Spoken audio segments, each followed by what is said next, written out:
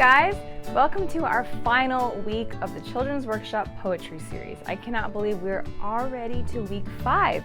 We've learned so much stuff together the last 5 weeks, and I'm really excited to round it out together with you guys today.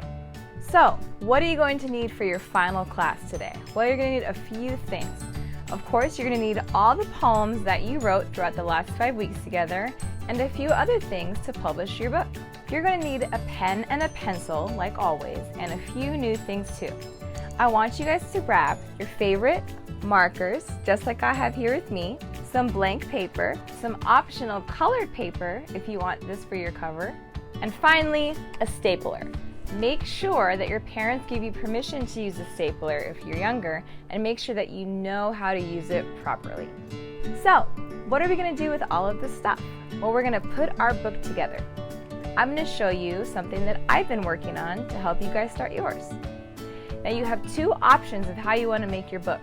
You can make a big book or a smaller book. Both are correct, it's just your preference. Let's start with the big book.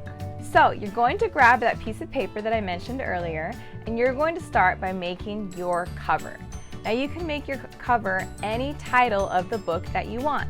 I called mine Ixchel's Poetry Book. Pretty simple, right?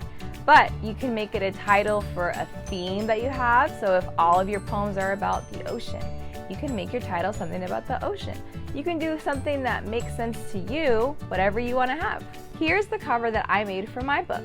It says Ixchel's Poetry Book, and I also decorated it with a few of my favorite things that I talk about in my poems. So I have a poem about the ocean, about Hawaii in my book, so I did some ocean waves on the top. I also put a flower on the bottom because I have a poem about nature and plants. And of course, I put by Ixchel Lopez, my name, on the bottom so that everybody knows you're the author. Now, when you open that title page, the inside cover, which is what this is called, will have the date that you published your book. So, mine says published on September 29th, 2020. That way you can always look back and know exactly when your poem book was published. So as you can tell, our book is going to be big like this, and I have my white pages inside. So if I open it, I have the publication and the inside cover. Your first page is going to be a dedication. A dedication page is a chance for the author to show the world who they're dedicating their book to. It can be someone who inspires you, like your mom or your dad, or a favorite teacher that you've had. It can be your best friend who always makes you laugh. It can even be your pet or your favorite author that encouraged you to write poems. So I'll show you what mine looks like. If you open my book, I have dedication. I dedicate this book to my dad for always encouraging me to go for my dreams no matter what. I chose to dedicate my book to my dad. Who are you going to dedicate yours to? Now, after the dedication page is going to go your table of contents. Now you'll notice that all I wrote was table of contents. I didn't write the numbers down.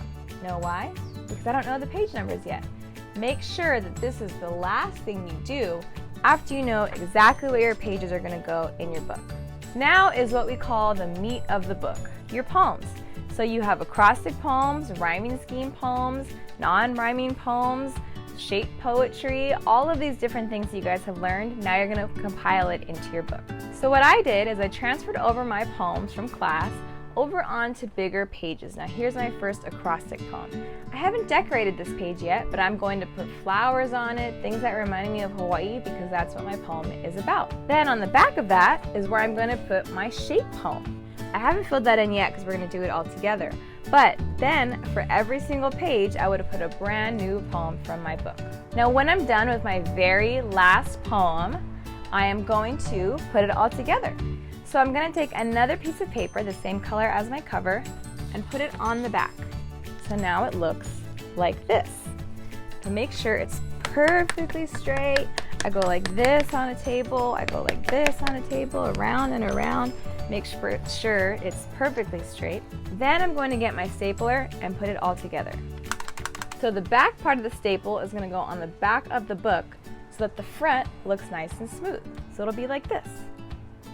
I'll do one here, one right in the middle, and one right in the bottom. Now my book is done. So let's look at it. So if this is the front of my book, now that it's stapled, it can open very nicely. Now, remember what I said what the last step was? Table of contents, that's right. So I'm going to go in and put a page number on all of my poems. So I started here with page 1, and I'm going to write it in my table of contents. So I can put 1, Hawaii, if that's the title of my poem. Or if you want to show how many different types of poems you know, you can do 1, acrostic poem, Hawaii. 2, rhyming poem, the ocean. Whatever it is that your poems are about are now going to be in your book with your table of contents. Now we forgot one final thing for your book, this last blank page. Now, what do you think the last page is going to have? If you guess about the author, you're right. So this is a chance where I can write about the author on the top and write a little bit about myself.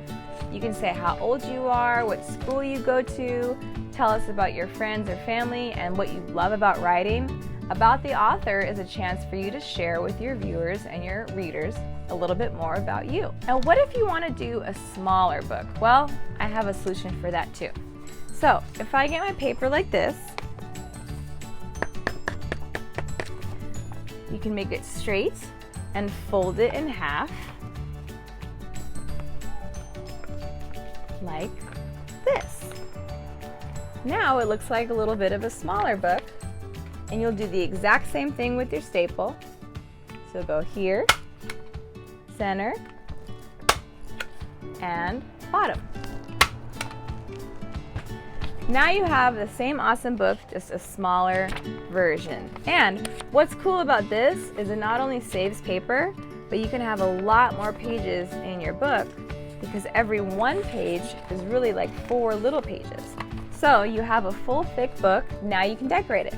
Front cover, publishing, dedication page, table of contents. Do you remember what's next? Yep, all your poems. And then the very last thing is about the author. This is where you'll put it and you have your back cover. Now it's your turn. I want to encourage you guys to think outside the box. What makes you you? What would your poetry book have on it? For me, it was the ocean, flowers, all the things that I love and all the colors that I love. It can be whatever you want. If you love black, use black. If you love red, use red. If you love to make poems about Christmas time, make it a Christmas themed picture. The point is, it's your book, you're the author, so it can be whatever you want. And that's it, you are done. You either have a bigger book or a smaller book, and you are now a published poet. Congratulations guys, you did an amazing job these last 5 weeks, and I am so excited to see all your pictures of your books. Make sure that you show your friends, your family, and you guys can share in this book over and over again for years to come. Now don't forget, you can always go back to these videos if you need a refresher course in any of the poems, or if you want to do a brand new book. We also have so many other classes in our online classroom library. We have storybook writing, we have drawing, we have arts and crafts, and a lot more to come. Thanks for sharing the last 5 weeks with me, guys. Until next time, I can't wait to see all the amazing creations that you'll make. Bye!